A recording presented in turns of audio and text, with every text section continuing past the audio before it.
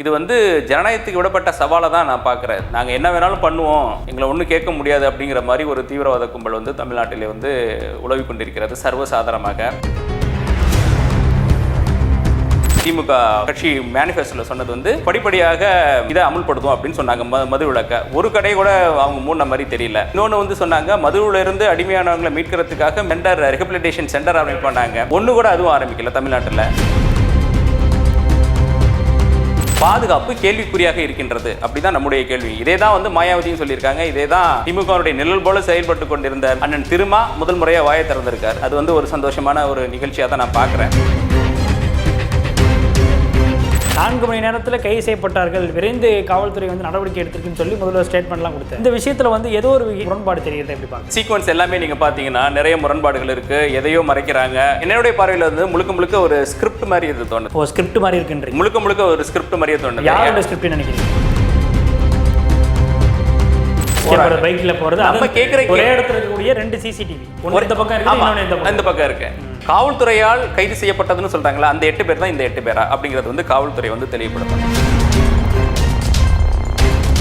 ஒரு கூட்டம் வேறு மாதிரியாக இந்த கொலைக்கு இது பழிவாங்கல் அப்படின்னு ஜஸ்டிஃபை பண்ணுது. அதை நான் முற்றிலும் மறுக்கிறேன். ஒரு மனிதனுடைய மரியாதை, ஒரு மனிதனுடைய ஒரு செயல், ஒரு மனிதனுடைய வெற்றி அவனுடைய இரங்கல்ல தான் தெரியும் அப்படிம்பாங்க. அது மாதிரியான செயல் தான் நேற்று நடந்தது. எவ்வளவு பெரிய அந்த ஒரு மனிதனாக இருந்திருந்தால் இவரே அந்த ரவுடி லிஸ்ட்டில் சேர்க்கறதுக்கான முயற்சியை பண்ணுறாங்கன்னு நினைக்கிறீங்களா? ரவுடி லிஸ்ட்டில் இனிமேலுக்கு சேர்க்க முடியாது. பட் அது மாதிரி நடந்திருக்கலாம், அது மாதிரி போர்ட்ரேட் பண்ணியிருக்கலாம். பட் இப்போதைக்கு அவர் மேலே எந்த கேஸும் கிடையாது.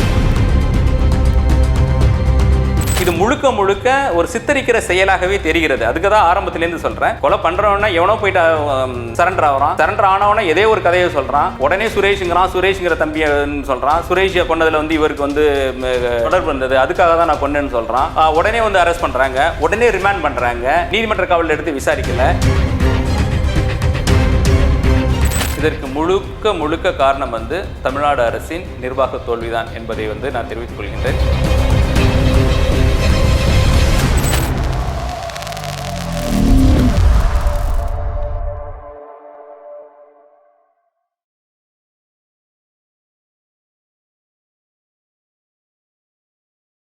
ஐத்தமிழியர்களுக்கு வணக்கம். இன்றைய நேர்காணலில் நம்மோடு இணைந்திருப்பவர் அம்பேத்கர் மக்கள் இயக்கத்தின் தலைவர் திரு இளமுருகமுத்து அவர்கள். அவரிடம் நடப்பு அரசியல் குறித்து விவாதிக்கலாம். வணக்கம் சார். வணக்கம். எப்படி இருக்கீங்க?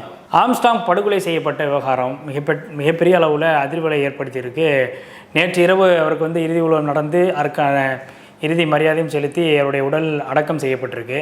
அந்த வழக்குக்கு பின்னாடி பல்வேறு முடிச்சுக்கள் பின்னப்பட்டுக்கிட்டே இருக்குது. ஏன்னா இந்த வழக்கில் ஒரு பக்கம் ஆருத்ரா விவகாரத்தை கையில் எடுக்கிறாங்க, இன்னொரு பக்கம் ஆற்காடு சுரேஷுடைய கொலைக்கு இது பழியாக நடந்திருக்கு. அதனால தான் அந்த தேதியில், அவருடைய பிறந்த தேதியில் நாங்கள் அந்த கொலையை செஞ்சோன்னு சொல்லி வாக்குமூலம் கொடுத்ததாக ஒரு செய்தியை ஊடகத்தின் வாயிலாக காவல்துறை பரப்பிக்கிட்டு இருக்கிறாங்க. இதை தாண்டி இந்த கொலைக்கு பின்னாடி உண்மையான குற்றவாளிகள் இருக்கிறாங்க, அவங்கள கண்டுபிடிக்கணும் அப்படின்னு சொல்லி பகுஜன் சமாஜ்வாதி கட்சியினுடைய தேசிய தலைவர் மாயாவதியும் சொல்கிறாங்க. இங்கே திமுக அரசினுடைய கூட்டணி கட்சியாக இருக்கக்கூடிய திருமாவளவன் அவர்களும் சொல்கிறாரு, ஏன்னா உண்மையான குற்றவாளிகள் கைது செய்யணும், இவங்க கைது செய்யப்பட்டவங்க உண்மையான குற்றவாளிகள் கிடையாது அப்படின்றாங்க. இதுவரைக்கும் 11 நபர்கள் கைது செய்யப்பட்டிருக்கிறாங்க. 3 நபர்களுக்கு நீதிமன்ற காவல் 19ஆம் தேதி வரைக்கும் கொடுத்துருக்குறாங்க. முதற்கட்டமாக இந்த ஆம்ஸ்டாங்குடைய கொலைக்கு பின்னாடி இந்த மாதிரியான பின்னல்கள் பின்னப்பட்டுக்கிட்டு இருக்கிறத எப்படி பார்க்குறீங்க? இந்த கொலைக்கான உண்மை காரணம் என்னவா இருக்கும்னு நினைக்கிறீங்க? தமிழகத்தில் கடந்த 2 தினங்களுக்கு முன்பாக ஜூலை 5ஆம் தேதி நடந்த அந்த படுகொலை, அந்த நிகழ்வு ஜனநாயகத்தின் மீது கட்டவிழ்த்தப்பட்ட ஒரு வன்முறையாகவே நான் கருதுகின்றேன். ஒரு ஒடுக்கப்பட்ட மக்களுக்காக, பட்டியலின மக்களுக்காக, பகுஜன் என்று சொல்லக்கூடிய வெகுஜன மக்களுக்காக போராடக்கூடிய ஒரு தலைவன், ஒரு தேசிய கட்சியின் மாநில தலைவர், அன்பிற்குரிய சகோதரர் ஆம்ஸ்ட்ராங்குடைய படுகொலை ஏற்றுக்கொள்ள முடியாதது. இது தமிழகத்தின் சட்டம் ஒழுங்கு எந்த அளவில் இருப்பது என்பதை எடுத்து காட்டுகின்றது.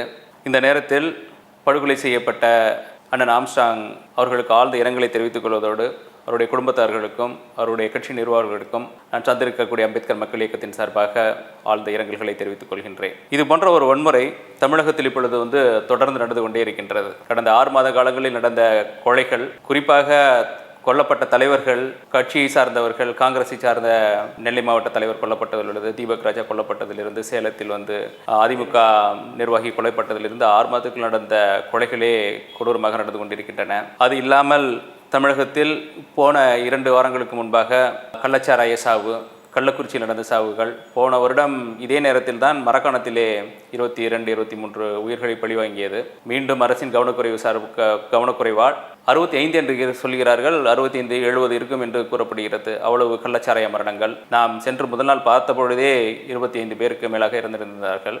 நிறைய பேர் ஜிப்மரில் இருந்தாங்க, இதில் இருந்தாங்க, கள்ளக்குறிச்சி ஹாஸ்பிட்டலில் இருந்தாங்க, சேலமில் இருந்தாங்க. இப்பொழுது அந்த அளவிற்கு தமிழ்நாட்டில் போதைப் பொருட்களும், டாஸ்மாக்குகளும், கள்ளச்சாராயங்களும், படுகொலைகளும் தொடர்ந்து நடந்து கொண்டே இருக்கின்றன.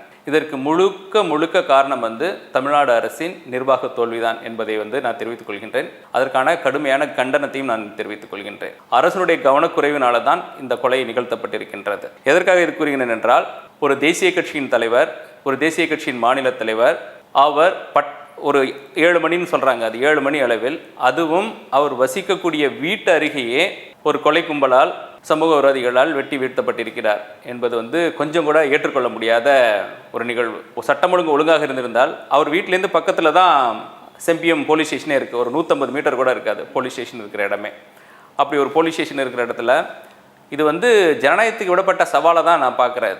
நாங்கள் என்ன வேணாலும் பண்ணுவோம், எங்களை ஒன்றும் கேட்க முடியாது அப்படிங்கிற மாதிரி ஒரு தீவிரவாத கும்பல் தமிழ்நாட்டிலே உலவி கொண்டிருக்கிறது சர்வசாதாரணமாக. கிட்டத்தட்ட 140 கொலைகள் என்று சொல்கிறார்கள். நேற்று அந்த நிகழ்வில் இறுதி ஊர்வலத்தில் சென்றபோது திரு சீமான் அவர்கள் இருந்தார்கள். அப்பொழுது அவருடைய பேசும்போது சொல்றாரு, இந்த வருஷத்தில் மட்டும் 140 கொலைகள், 133 கொலைகள் நடந்திருக்கு அப்படின்றார். அந்த அளவிற்கு சர்வசாதாரணமாக கொலைகள் நடந்து கொண்டிருக்கின்றன.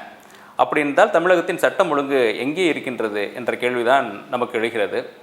இதில் 2வது பாயிண்ட் இதில் என்ன பதிவு பண்ண விரும்புகிறேன்னா, காவல்துறை செயலிழந்து விட்டதா, இன்டெலிஜென்ஸ் என்ன ஆயிற்று அப்படிங்கிற கேள்வியெல்லாம் இருக்குது. இதில் இன்டெலிஜென்ஸ் நம்மளுக்கு கிடைத்த தகவல் படி 3 தடவை காவல்துறைக்கு செய்தி கொடுத்துருக்காங்க. இது மாதிரி இவருக்கு பெரிய த்ரெட் இருக்குது நீங்கள் அப்படின்னு சொல்லியிருக்காங்க. அதை காவல்துறை கவனத்தில் கொள்ளாமல் போனது ஏன் அப்படிங்கிறதா நம்ம வைக்கிற தமிழக அரசுக்கும் காவல்துறைக்கும், காவல்துறை கையில் வைத்திருக்கிற தமிழக முதல்வருக்கும் நாம் வைக்கின்ற கேள்வி. ஒரு தலைவர், மாநில தலைவர், அதுவும் பட்டியலினத்திலிருந்து வருகின்ற தலைவர். ஏன்னா இந்த சமுதாயம் ஒடுக்கப்பட்டு 2000 காலமாக ஒடுக்கப்பட்டு, கல்வி மறுக்கப்பட்டு, தொழில் மறுக்கப்பட்டு இருக்கின்ற சமுதாயத்தில் ஒரு தலைவன் வருவதற்கு 1 வருஷம் 2 வருஷம்லாம் ஆகாது. ஒரு ஜென்மமாகும் 100 வருஷத்துக்கு மேலே ஆகும். அப்படி ஒரு தலைவன் வருகிறான் என்றால் அது எவ்வளோ பெரிய விஷயம். அதை பாதுகாக்க வேணாமா? அதுக்கு பாதுகாப்பு கொடுக்க வேண்டியது அரசின் கடமை அல்லவா? ஏன் அரசு இவ்வளோ அலட்சியமாக இருக்கிறது? அரசின் அலட்சியத்தில் ஆழ்ந்த படுகொலை தானே இது அப்படிங்கிறது தான் நம்மளுடைய பார்வை. அதற்கான கண்டனத்தை தான் நம்ம முன்வைக்கிறோம். தலித் மக்களுடைய பாதுகாப்பை உறுதி செய்யணும் அப்படின்னு சொல்லி திருமாவளவன் அவர்களும் சொல்றாரு. மாயாவதி அவர்களும் அந்த கோட் பண்ணி தான் பேசுறாங்க. அப்போ தலித் மக்களுடைய பாதுகாப்பு அப்படிங்கிறது இங்கே தமிழ்நாட்டில் கேள்விக்குறி ஆயிருக்கு அப்படின்ட்டு ஃபீல் பண்ணுறாங்களா, இல்லை நீங்களும் அப்படி ஃபீல் பண்ணுறீங்களா? கண்டிப்பாக தலித் மக்களுடைய இந்த படுகொலைகள்லாம் பார்த்தீங்கன்னா, தீபக் ராஜாலேருந்து இப்போ நடந்த மன்னன் ஆம்ஸ்ட்ராங் படுகொலையிலேருந்து, ஈவன் கள்ளச்சாரையிலேருந்து எல்லாத்துலேயும் பாதிக்கப்படுறது தலித் மக்கள் தானே. நீங்கள் கள்ளச்சாரை சாவுன்னு நம்ம வெறுமனே சொல்லிட்டு கடந்து போயிட முடியாது. அதில் 65 பேர்கள் அந்த கருணாபுரத்தில் இருக்கிறது முழுக்க தலித் மக்கள். அந்த 65 பேரில் குறைந்தபட்சம் 50 பேர் தலித் மக்கள், 60 பேர் தலித் மக்களாக தான் இருப்பாங்க அப்படிங்கிறது தான் புள்ளிவரம் சொல்லுது, நம்மளுக்கு கிடைத்த தரவுகள் சொல்லுகிறது. அப்படின்னா ஈவன் அந்த கள்ளச்சாரைய சாவுல கூட அரசினோட முழுமையான கவனக்குறைவு தான் இல்லையா? அதில் அந்த கலெக்டர் சொல்றாரு, அது எப்படி நடந்திருக்கும் ஞாபகம் இருக்குன்னு நினைக்கிறேன். 4 பேர் கள்ளச்சாராயத்தில் இறந்து போயிடுறாங்க. ஆனால் கலெக்டரோட ஸ்டேட்மெண்ட் என்ன சொல்லுதுன்னா, கள்ளச்சாராயத்தில் வேற இருந்திருக்காங்க, ஃபுட்டால் இறந்துருக்காங்க, ஃபுட் பாய்சனில் இறந்துருக்காங்க அப்படிங்கிற மாதிரி அந்த சொன்னதுனால தான் அந்த சாவுக்கு வர்றவங்க குடிச்சது தான் இந்த எல்லாருமே 193 பேர் நினைக்கிறேன். அந்த சாவுக்கு அது கள்ளச்சாராயம், அந்த கள்ளச்சாராயத்தில் தான் குடிஞ்ச அந்த 4 பேர் இறந்தாங்கன்னா யாருமே அதை குடிச்சிருக்க மாட்டாங்க. இந்த இவ்வளவு கலந்துருக்கு, அது ஏதோ ஒரு இருக்கு, யாரும் குடிக்காதீங்கன்னு சொல்லியிருந்தா கூட குடிச்சிருக்காங்க. ஆமா, குடிக்காதீங்க. அதுவும் அதுல இன்னும் பேச வேண்டிய விஷயங்கள் நிறைய இருக்கு. அதுல கலந்தது மெத்தனால். இன்னும் சொல்றது என்னன்னா, கள்ளச்சாராயங்கிறது அது ப்ரூவ் பண்ணுவாங்க, அது காய்ச்சிறது, அதுக்கு பல முறைகள் இருக்கு, அது மாதிரி ப்ராசஸ் இருக்கு. இதுல சொல்லப்படுகிற விஷயம், அதிர்ச்சியான விஷயங்கள் என்னன்னா, அது இதுல காய்ச்சிய சாராயமே கிடையாது, அது வெறும் தண்ணீரில் கலக்கப்பட்ட மெத்தனால் அப்படிங்கிறதான் செய்தியாக இருக்குது. இல்லை, இந்த விவகாரத்தில் தலித் மக்களுடைய பாதுகாப்பை உறுதி செய்யணும் அப்படின்றது ஒரு பக்கம் இருந்தாலும் கூட தலித் தலைவர்களுக்கு இங்கே பாதுகாப்பு இல்லை அப்படின்ற மாதிரியான ஒரு பார்வை வைக்கப்படுது. இப்போ முற்றிலுமாக இங்கே தலித்துகளுக்கு எதிரான அடக்குமுறைகள் அல்லது இந்த மாதிரியான குற்றச்சம்பவங்கள் அதிகரிக்கிறது அப்படின்றது இதை எந்த மாதிரியான திசையை நோக்கி நகருதுன்னு நினைக்கிறீங்க? இல்லை, அதுதான் இங்கே அடித்தட்டு மக்களுக்கு, பாதிக்கப்பட்ட மக்களுக்கு, ஒடுக்கப்பட்ட மக்களுக்கு சரியான பாதுகாப்பு இல்லைங்கிறது தான் இந்த நிகழ்ச்சிகள்லாம் சொல்லுது. நான் எதுக்காக நான் கருணாபுரத்து விஷயத்தை சொன்னேன்னா, பாதிக்கப்பட்ட மக்கள் முழுக்க பட்டியலினத்து மக்கள் தான். அதுக்காக தான் நான் சொல்கிறேன். இப்போ நீங்கள் வரிசையாக நீங்கள் எடுக்கலாம். அந்த வருஷத்தில் இந்த நடந்த குற்றங்கள் எல்லாத்தையும் பார்த்தீங்கன்னா வேங்கவேல் விஷயத்தில் வந்து இன்னும் வந்து அங்கே நீதி கிடைக்கல. நீதிக்காக போராடிட்டு இருக்கோம். உலகத்திலேயே நடக்காத அந்த பெரிய தீண்டாமையின் வன்கொடுமை நடந்திருக்கு. அதில் மனுஷன் குடிக்கிற நீரில் வந்து மலத்தை கலந்துருக்காங்க. அதுக்காக எவ்வளவோ போராடுறோம். ஆனாலும் அதற்கான இன்னும் வந்து நீதி கிடைக்கல. ஈவன் இன்னும் அது வந்து குற்றம் யார் சுமத்துறாங்களோ குற்றம் சுமத்தவங்க மேலேயே இந்த காவல்துறை வந்து அவர்கள் மேலேயே குற்றம் சுமத்த மறுபடியும் பார்க்குது. எங்கள் மேலே வந்து இது தண்ணியில் வந்து கலந்துட்டாங்கன்னு யார் குற்றம் சொல்கிறாங்களோ நீங்கள் தான் குற்றவாளி அப்படிங்கிற வந்து திசை திருப்புற வேலையை வந்து காவல்துறை வந்து பண்ணிட்டு இருக்கு. இது எந்த விதத்தில் நியாயம்? இதுதான் சமூக நீதியா அப்படிங்கிற கேள்வியை நம்ம முன் வச்சுட்டு இருந்தோம். ஒரு வருஷமாக அதை பற்றி பேசிகிட்டு இருக்கோம். 1.5 வருஷமாக நம்ம பேசிகிட்டு இருக்கோம். அதுக்கு அடுத்து தான் இது போன்ற கள்ளச்சாராய சாவுகள் நடந்து கொண்டிருக்கின்றன. அதை பற்றி பேசிகிட்டு இருக்கோம். அதுக்கு முன்னாடி தான் இதில் சின்னத்துறைங்கிற பையன் வந்து நாங்குநேரியில் வந்து 3 பேரால் 22 இடங்களில் வெட்டப்பட்டு அவன் பிழைத்ததே பெரிய அரிய செயலாகத்தான் இருந்தது. அதையும் நேரில் பார்த்துட்டு வந்து அதையும் நம்ம பதிவு பண்ணோம். அதுக்கு முக்கியமான காரணம் இது எல்லாத்துக்கும் சுற்றி வளைச்சு பார்த்தீங்கன்னா காரணம் வந்து ஒன்று வந்து குடியாக இருக்கும், இல்லாட்டி போதையாக இருக்கும். இந்த சின்னத்துறை வழக்கில் வந்து அந்த கைது செய்யப்பட்ட 3 மைனர்ஸ் எல்லாம் உச்சக்கட்ட போதையில் இருந்திருக்காங்க. எல்லாம் வந்து கஞ்சா பயன்படுத்தி இருக்கிறாங்க. அதனால தான் அந்த கொலையே நடந்திருக்கு. மனிதன் எப்பொழுது வந்து சுயநினைவு இழக்கிறோனோ அது மாதிரி நேரத்தில் தானே இருக்கு தாக்குதல் நடந்திருக்கு. ஈவன் கொலைன்னு சொல்லலாம். ஏன்னா அந்த பையனை வெட்டும்போது அவங்க தாத்தா வந்து பார்த்துருக்காரு. அந்த தாத்தா வந்து ஸ்பாட்லேயே இறந்திருக்காரு. அதை வந்து அப்படியே மூடி மறைச்சிட்டாங்க. உண்மையிலேயே அது வந்து ஒரு கொலை குற்றம் சொல்லப்போனால் அதை வந்து மறைச்சிட்டாங்க. அடிப்படையில் நம்ம பாயிண்ட்டுக்கு வருவோம். அடிப்படையில் வந்து இது மாதிரி சம்பவங்கள்லாம் நடக்கிறதுக்கு வந்து முழுக்க போதைப் பொருட்களும் சாராய பானங்களும் தான் முழுக்க காரணமாக இருக்கு. அதை வந்து அதில் வந்து அதிகமாக வந்து பாதிக்கப்படுறது இந்த பட்டியலினத்து மக்கள் தான். ஏன்னா அவன் தான் வந்து கடினமான வேலை பார்க்கறான், அவன் தான் வந்து பிளம்பர் வேலை பார்க்குறான், அவன் தான் வந்து பெயிண்டர் வேலை பார்க்குறான், அவன் தான் வந்து துப்புரவு தொழிலாளர் இருக்கான், ஆட்டோ ஓட்டுறான், ரிக்ஷா ஓட்டுறான், கடினமான வேலைகள் பார்க்குறவன் அவன் தான் இருக்கான். அவனுக்கு வந்து ஒரு வழி நிவாரணியாக அது தேவைப்படுது. அதனால அவன் சம்பாதிக்கிற காசை வந்து டாஸ்மாகில் கொடுக்குறான். 200 ரூபா சம்பாதிச்சா 200 ரூபாய் கொடுக்க முடியாட்டி கள்ளச்சாராயம் வாங்கி குடிக்கிறான். அதுவும் குடிக்க முடியாட்டி மெத்தனால வந்து வாங்கி 50 ரூபாய்க்கு வாங்கி குடிச்சிட்டு இப்படி சாகுறான். அதனால வந்து முழுக்க பாதிக்கப்படுறது பட்டியலின சமுதாயம். நம்ம திரும்ப பல முறை இதை வந்து அரசுக்கு கோரிக்கை வச்சிருக்கோம். ஆனால் அரசு செவி சாய்க்கல. அரசு வந்து முதல்ல வரும்போது என்ன சொன்னாங்க? அரசனுடைய கோரிக்கையே அரசனுடைய அந்த மேனிஃபெஸ்டோலேயே சொன்னது வந்து திமுக கட்சி மேனிஃபெஸ்டோவில் சொன்னது வந்து படிப்படியாக இதை அமுல்படுத்தும் அப்படின்னு சொன்னாங்க. மது விலக்க ஒரு கடை கூட அவங்க மூணு மாதிரி தெரியல. ஈவன் வந்து இன்னொன்று வந்து சொன்னாங்க, மதுவிலிருந்து அடிமையானவங்களை மீட்கிறதுக்காக மீட்புணர்வு மீட்பு அந்த சென்டர் ரெஹபிலிட்டேஷன் சென்டர் ஆரம்பிப்பாங்க. ஒன்று கூட அதுவும் ஆரம்பிக்கல தமிழ்நாட்டில். இது வந்து எந்த விதத்தில் நியாயம்? அதில் வந்து 100%, 90% பேர் பாதிக்கப்படுறது வந்து அடித்தட்டு மக்கள், பட்டியலின மக்களாக தான் இருக்கு. அதனால தான் நம்ம சொல்கிறோம், இந்த அரசு வந்து பட்டியலின மக்களை வந்து 2ஆம் தரமாக கருதுகிறதா, செகண்ட் சிட்டிசனாக வந்து பார்க்குதா. அதுக்காக தான் மறுபடியும் சொல்கிறோம், பட்டியலின மக்களுக்கு இது மாதிரி ஒரு நிலைமை இருந்தப்போ இப்போ பட்டியலினத்தில் இருக்கக்கூடிய தலைவர்களையே அவர்கள் வந்து ஒரு பாதுகாப்பு கொடுக்காம பாதுகாக்காம படுகொலைக்கு ஆளாக்குற சூழ்நிலை இருக்கும்போது தமிழகத்தில் உள்ள பட்டியலின மக்களின் பாதுகாப்பு கேள்விக்குறியாக இருக்கின்றது. அப்படிதான் நம்முடைய கேள்வி. இதே தான் வந்து மாயாவதியும் சொல்லியிருக்காங்க. இதே தான் ஒரு விஷயம் வந்து இந்த விஷயத்தில் பாராட்டணும். வரிசையாக ஒரு அரசு திமுகவுடைய நிழல் போல செயல்பட்டு கொண்டிருந்த அண்ணன் திருமா முதல் முறையாக வாயை திறந்திருக்காரு. அது வந்து ஒரு சந்தோஷமான ஒரு நிகழ்ச்சியாக தான் நான் பார்க்குறேன். எந்த விஷயத்துக்குமே அவர் பெருசாக நம்ம குரல் கொடுக்கலங்கிறத நம்ம பதிவு பண்ணியிருக்கோம். அது வேங்கவேல் விஷயமா இருந்தாலும் சரி, நாங்குநேரி விஷயமா இருந்தாலும் சரி, அதில் போராட்டம் பண்ணியிருக்காங்க. இல்லை ஒரு போராட்டத்தில் வந்து முடிவு கிடைக்குமா? 1.5 வருஷம் ஆச்சு. ஒன்றுமே வந்து நம்ம வந்து போய் தொடர்ந்து போராடிட்டு இருக்கோம், எதுவும் செய்ய முடியல. இல்லை நம்ம எதுக்காக அவங்கள சொல்கிறோன்னா, அவங்க ஒரு அதிகாரத்தில் இருக்கிறாங்க. 2 MP 4 MLA வச்சிருக்கிறாங்க, கூட்டணியில் இருக்கிறாங்க. அவங்க கேள்வி கேட்கறதுக்கான உரிமைகள் இருக்குது. ஏன்னா அவங்களால வந்து இப்போ நடக்கக்கூடிய அரசு வந்து பயன்பெற்றிருக்கு, கூட்டணியில் இருக்குங்கிற போது தார்மீக உரிமையோட அவங்கள வந்து கேள்வி கேட்குற உரிமை வந்து அவருக்கு இருக்கும்போது ஏன் கேள்வி கேட்க மாட்டேங்கிறாரு? ஏன் அழுத்தத்தை கொடுக்க மாட்டேங்கிறாரு? இப்போ பேசின மாதிரி அப்போ பேசியிருக்கலாமே. அன்னைக்கு முதல் முறையாக பேட்டி கொடுக்கும்போதே சொல்லியிருக்காரு, கைது செய்யப்பட்டவர்கள் வந்து உண்மையான குற்றவாளிகள் இல்லை, உண்மையான குற்றவாளிகள் வேண்டும் அப்படிங்கிறது வந்து மிக போல்டா பிரேவா சொல்லியிருக்காரு. அதை வந்து முழுக்க நான் வரவேற்கிறேன், பாராட்டுறேன். அதே மாதிரி அவர் எல்லா விஷயத்திலையும் பண்ணியிருந்தாருன்னா வந்து இது மாதிரி குற்றங்கள் வந்து நடந்திருக்காரு. அரசுக்கு ஒரு அழுத்தம் இருந்திருக்கும், அரசுக்கு ஒரு ப்ரெஷர் இருந்திருக்கும், அரசுக்கு கேள்வி கேட்பாங்க அப்படிங்கிற வந்து ஒரு நெருக்கடி இருந்திருக்கும். அதற்காக வந்து சரியாக போயிருந்திருக்கும். இனிமேல் வருகிற காலங்களெல்லாம் இது மாதிரியான ஒரு கேள்விகளை அவர் வைத்தார்னா வந்து ரொம்ப சிறப்பாக இருக்குங்கிறது வந்து என்னுடைய கருத்து. இந்த விஷயத்தில் வந்து கைது செய்யப்பட்ட நபர்கள் அதற்கு முன்னாடி அவங்க சரண்டர் ஆனாங்க அப்படின்றது தான் முதற்கட்டமாக 4 மணி நேரத்தில் சரண்டர் ஆகியிருக்கிறாங்க. அதுவும் அண்ணா நகர் K4 போலீஸ் ஸ்டேஷனில் தான் சரண்டர் ஆகிட்டு இருக்காங்கிற மாதிரியான தகவல்கள்லாம் வருது. இந்த விஷயத்தில் வந்து அதுக்கு பிறகு கைது செய்யப்பட்டாங்கன்ற மாதிரி தான் கமிஷனரும் வந்து சந்தீப் ரத்தோர் அவரும் சென்னை கமிஷனரும் வந்து பேட்டி கொடுக்குறாரு. கைது செய்யப்பட்டதிலேயே வந்து மிகப்பெரிய அளவில் ஒரு முரண் தெரியுது. ஏன்னா ஃபஸ்ட்டு சரணடைஞ்சாங்க அப்படின்னு சொல்லி தான் செய்திகள்லாம் வெளியில் வளம் வந்துச்சு. அதற்கு பிறகு கைது செய்யப்பட்டிருக்கிறாங்க. 4 மணி நேரத்தில் கைது செய்யப்பட்டார்கள், விரைந்து காவல்துறை வந்து நடவடிக்கை எடுத்திருக்குன்னு சொல்லி முதல்வர் ஸ்டேட்மெண்ட்லாம் கொடுத்தாரு. இதில் இந்த விஷயத்தில் வந்து ஏதோ ஒரு விவகாரத்தில் வந்து முரண்பாடு தெரியுது, எப்படி பார்க்குறது? இல்லை, பெரிய முரண்பாடு இருக்குது. இந்த சீக்வன்ஸ் எல்லாமே நீங்கள் பார்த்தீங்கன்னா நிறைய முரண்பாடுகள் இருக்குது, எதையோ மறைக்கிறாங்க.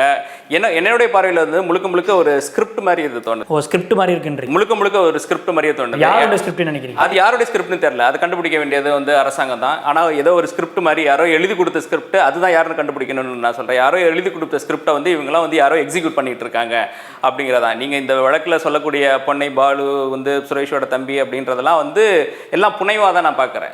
ஒரு யாரோ ஒரு ஸ்க்ரீன் பிளே எழுதியிருக்காங்க. இதுக்கு மேலெல்லாம் ஒரு இந்த 8 பேருக்கு மேலே, இந்த அதுக்கப்புறம் 3 பேரை கைது பண்ணியிருக்காங்க. அது 11 பேருக்கு மேலே இன்னும் வந்து ஒரு மாஸ்டர் மைண்ட் இருக்குது. அது யார் அப்படிங்கிறத கண்டுபிடிக்க வேண்டியது தமிழ்நாடு காவல்துறைய கடமை. முதல்வர் இப்போ முக்கிய விஐபி ஒருத்தர் இருக்கிறாருன்னு ஏற்கனவே நம்முடைய நேர்காணல் தடாரகம் சொல்றாரு. இப்போ அந்த கோணத்தில் வந்து நீங்களும் சொல்றீங்களா? கண்டிப்பா, நான் விஐபின்னு சொல்ல மாட்டேன்.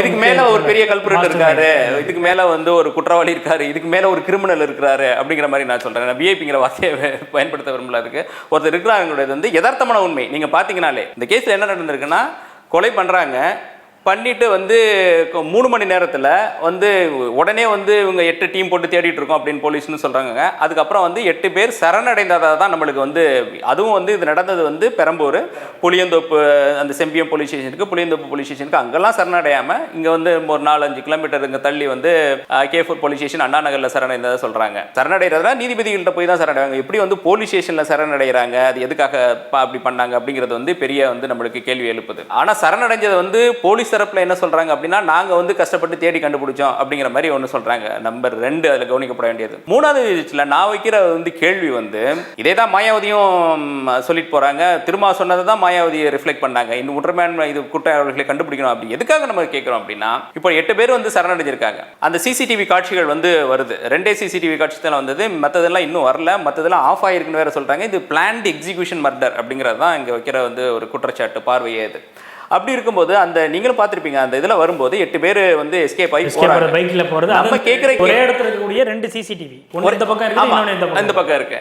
நம்ம கேட்குற கேள்வி வந்து, இப்போ காவல்துறையால் கைது செய்யப்பட்டதுன்னு சொல்றாங்களா, அந்த 8 பேர் தான் இந்த 8 பேரா அப்படிங்கிறது வந்து காவல்துறை வந்து தெளிவுபடுத்தணும். ஏன்னா கொலை செஞ்சவன் ஒருத்தன், சரணடைஞ்ச ஒருத்தன் அப்படிங்கிற மாதிரி தான் இந்த வழக்கில் தோணுதே தவிர, காவல்துறை வந்து இதை தெளிவுபடுத்த வேண்டும். அந்த கொலை செய்த குற்றவாளிகள் அந்த சிசிடிவியில் தெரியிட அந்த 8 பேர் தான் நீங்கள் வந்து அரெஸ்ட் பண்ணிங்களா அப்படிங்கிறத வந்து காவல்துறை வந்து தெளிவுபடுத்தணும். அந்த இடத்துல தெளிவு இல்லைங்கிறத தான் வந்து மாயாவதியினுடைய அந்த கூற்றும் சிறப்பும் ஸ்டேட்மெண்ட்டும் அண்ணன் திருமாவளவனுடைய ஸ்டேட்மெண்ட் வந்து நம்மளுக்கு உணர்த்துது. அதனால வந்து குற்றவாளிகள் யார், அது வந்து ரொம்ப இந்த விதத்தில் நடந்தது வந்து ரொம்ப வியர்டு மீன்ஸ் வராங்க, உடனே வந்து அரெஸ்ட் பண்ணுறாங்க, உடனே வந்து ரிமாண்ட் பண்ணுறாங்க, காவலில் எடுத்து விசாரிக்கல, எதுவும் செய்யலை. இதில் நிறைய சிசிடிவிஸ் ஃபுட்டேஜஸ் இருக்குது, அதில் ஒரு சிலது ஆஃப் ஆயிருக்கு. எல்லாமே நடந்தது வந்து அந்த சந்துக்குள்ள தான், ஒரு எல் ஷேப் தான் அது. அந்த வெளியில வந்து ஒரு பிரியாணி கடை ஒன்று இருக்கு, அந்த இடத்துல இருந்து தான் வந்து அவனுங்க பிளான் போட்டதா சொல்றாங்க. அங்க இருந்து தான் அந்த சொமேட்டோட அந்த டிஷர்ட்ஸை போட்டுட்டு உள்ள போனதா சொல்றாங்க. போனதுக்கப்புறம் அவர் கட்ட ஒரு புத்தர் கோயில் ஒன்று இருக்கு, அதுக்கு பக்கத்துல தான் இருக்கும். போயிட்டு ரைட்ல போனீங்கன்னா உள்ள வந்து அவருடைய வீடு. இதுக்குள்ளதான் இதுல நடந்தது. அதுவும் இன்னொன்று வந்து இதுல சொல்ற விஷயங்கள் வந்து என்னன்னா, இது வந்து அவ்வளோ எளிதில் வந்து போக முடியாது. இது வந்து உடனே வந்து நடந்த விஷயமாவும் தெரியல. இது வந்து ரொம்ப ப்ராப்பரா, ரொம்ப பிளான் போட்டு, ரொம்ப ஸ்கெட்ச் போட்டு பல மாதங்கள் இதுக்காக வேலை செஞ்சுட்டு இது வந்து பண்ணது தான் ஒரு விஷயமா தான் தெரியுது. இதில் வந்து போலீஸ் ஸ்டேஷனுக்கு பக்கத்திலே நடந்தது வந்து இன்னொன்று ஒரு பெரிய அவப்பெயர் இது தமிழ்நாடு அரசுக்கும் காவல்துறைக்கும். அப்படி இருக்கும்போது இவ்வளோ அஜாக்கிரதையாக இருந்தார்கள் என்று, அதுவும் வந்து ஒரு கிட்டத்தட்ட 7 மணி அளவில் இது மாதிரி நடந்தது. ஒரு கட்சியினோட, தேசிய கட்சியினோட மாநில தலைவருக்கு நடந்தது வந்து கொஞ்சம் கூட ஏற்றுக்கொள்ள முடியாத நிகழ்வு. இந்த விவகாரத்தில் வந்து காவல்துறையினர் கைது செஞ்ச நபர்கள்ட்ட விசாரணை நடத்தியதில் இதற்கு முன்னாடியே வந்து ஒரு பக்காவான திட்டத்தோடு இருந்திருக்கிறாங்க. ஆற்காடு சுரேஷனுடைய பிறந்த நாள் அன்று கொலை செய்யணும், திட்டமிட்டு இது பிளான் பண்ணி முடிக்கணும் அப்படின்றதுக்காக அவங்க திட்டமிட்டு பக்காவாக எல்லாமே பிளான் பண்ணி தான் அந்த அன்னைக்கு பண்ணியிருக்கிறாங்க அப்படின்ற ஒரு ஸ்டேட்மெண்ட். அப்படின்லாம் இது ஒரு வகையில் வந்து நம்புற மாதிரி தானே இருக்குது. இல்லை, அதனால தான் நான் ஸ்கிரிப்ட்னு சொன்னேன். அது ஆற்காடு சுரேஷ் என்ன பெரிய காந்தியா இல்லை நேருவா, அவன் வந்து பெரிய பிறந்தநாள் கொண்டாடுறான், அவன் பிறந்தநாள் யாருக்காவது தெரியுமா? அதை வந்து ஒரு பெரிய ஒரு விஷயமா வந்து காவல்துறை வந்து லீக் செய்கிறாங்க. இது வந்து செய்திகளில் ஊடகங்களில் வரதெல்லாம் இது வந்து ஏற்றுக்கொள்ள முடியாது. அதுதான் நான் சொல்கிறேன், எதுக்காக ஸ்கிரிப்ட், எதுக்காக அப்படி இது சொல்கிறேன்னா, இதில் எப்படி வந்து அவர் ஆம்ஸ்ட்ராங்கை இணைக்கலாம் அப்படிங்கிறதுக்கு வந்து அவங்க ஜஸ்டிஃபை பண்ணுறதுக்கு ஒரு கூட்டம் ஜஸ்டிஃபை பண்ணுது. அது எதுக்காகன்னு தெரியல.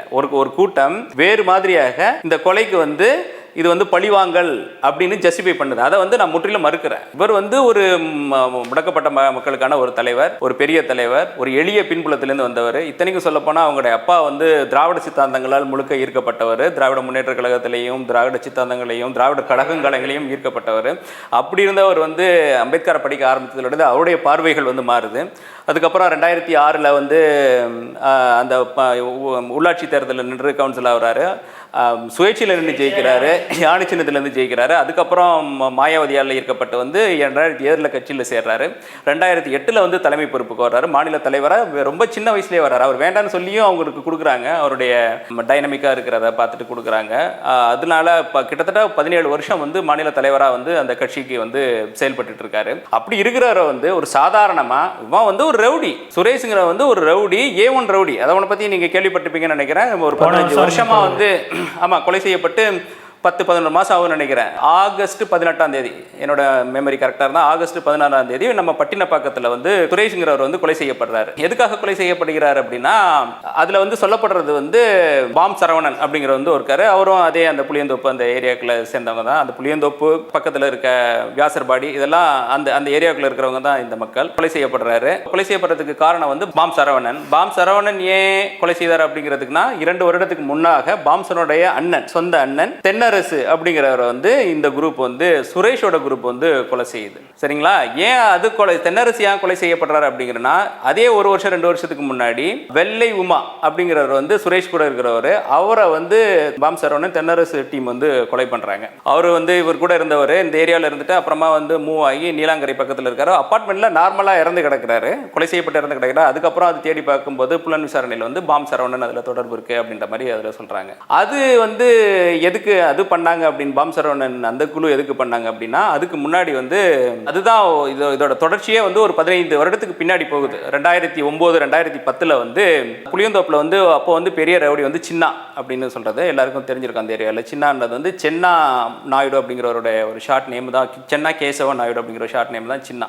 அவர் தான் அப்போ அங்கே இருந்த ஒரு பெரிய பெரிய அந்த ஏரியாவில் வந்து ரவுடி. அப்போ வந்து சுரேஷ் வளர்ந்து வர ஆரம்பம். அப்போ தான் சுரேஷ் வளர்ந்து வர ஆரம்பிக்கிறாரு. அந்த நேரத்தில் இதுக்கு எல்லாம் இன்னொரு காரணங்கள் என்னன்னா, அந்த புளியந்தோப்போட இன்னொரு ஒரு ரவுடி நீங்க கேள்விப்பட்டிருப்பீங்கன்னு நினைக்கிறேன், அஞ்சலி, புளியந்தோப்பு அஞ்சலி. இப்போ வந்து அவங்க வந்து பாரதிய ஜனதா கட்சியில வந்து வட சென்னை தெற்கு மகளிர் அணி செயலாளராக இருக்கிறதா சொல்றாங்க. இப்போ அங்க இருந்தா பிரச்சனை ஆரம்பிக்குது.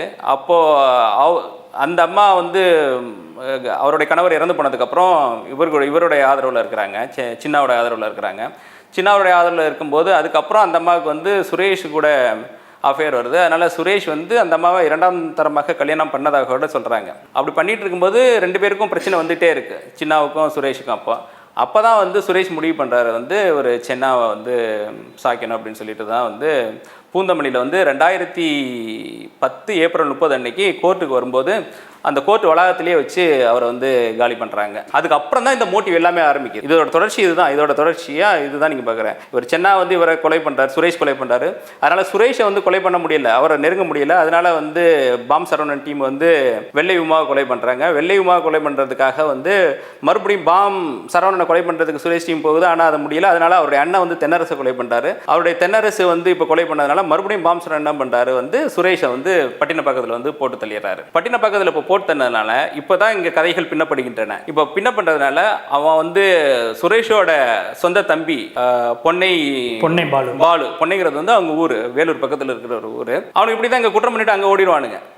அந்த பொன்னை பாலு தான் இப்போ வந்து இந்த கொலை வழக்கில் வந்து கைது செய்யப்பட்டவர். இன்னும் சொல்லப்போனால் சரண்டர் ஆனவர்னு தான் சொல்லணும். நான் மறுபடியும் வைக்கிற கேள்வி அதுதான். இது வந்து இப்போ எப்படி கொண்டு வராங்கன்னா, இதில் எங்கே இவர் நம்ம ஆம்ஸ்ட்ராங் பேர் வருதுன்னா, லீகலாக இதில் வந்து எந்த இடத்துலையும் ஆம்ஸ்ட்ராங் கிடையாது. ஆற்காடு சுரேஷருடைய கொலை வழக்கில் கூட ஒரு சந்தேகத்தின் அடிப்படையில் கூட இவர் பேர் வரல. சந்தேகத்தின் அடிப்படையில் கூட இவர் பேர் வரல. எஃப்ஐஆர்லேயோ எங்கேயுமே ரெக்கார்டுலேயோ இவர் பேர் வரல.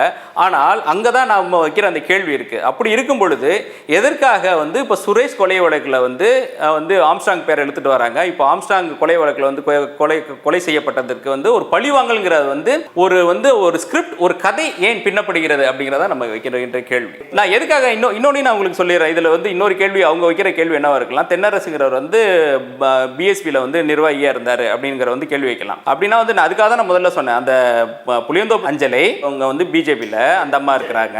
அதே மாதிரி கைது செய்யப்பட்ட சரண்டரான அருள்ங்கிறது வந்து டிஎம்கேல இருக்காரு.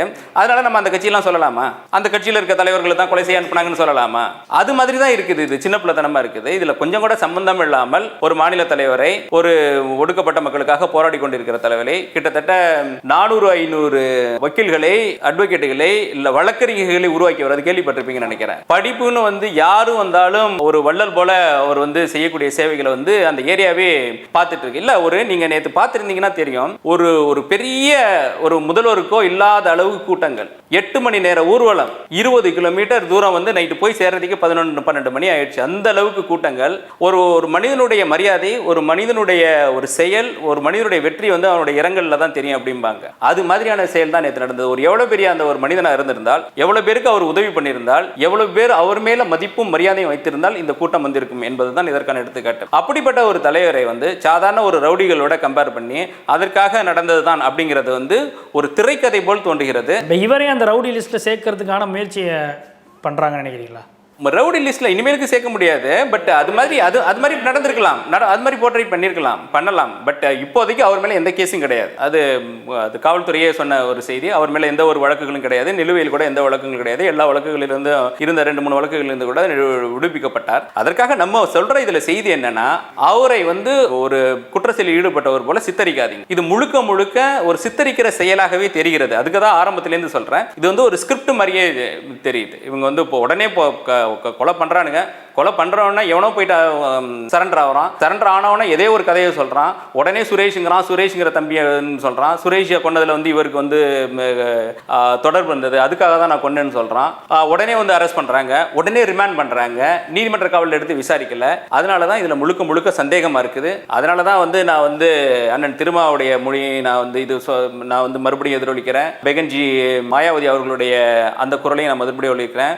இவர்கள் உண்மையான குற்றவாளிகள் அல்ல. உண்மையான குற்றவாளிகளை காப்பாற்றாமல் கண்டுபிடிக்க வேண்டியது தமிழுடைய காவல்துறைக்கும், தமிழுடைய அரசுக்கும், தமிழுடைய காவல்துறை கையில் வைத்திருக்கின்ற தமிழக முதல்வருக்கும் உள்ளது. அதை பொறுப்போடு செய்வார்கள் என்று எதிர்பார்க்கின்றேன். நிச்சயமாக பல்வேறு கேள்விகளுக்கு ரொம்ப தெளிவாக பதில் சொன்னீங்க. எங்களுடைய அரங்கிற்கு வந்து நேர்காணல் தெரிவிக்க நன்றி சார்.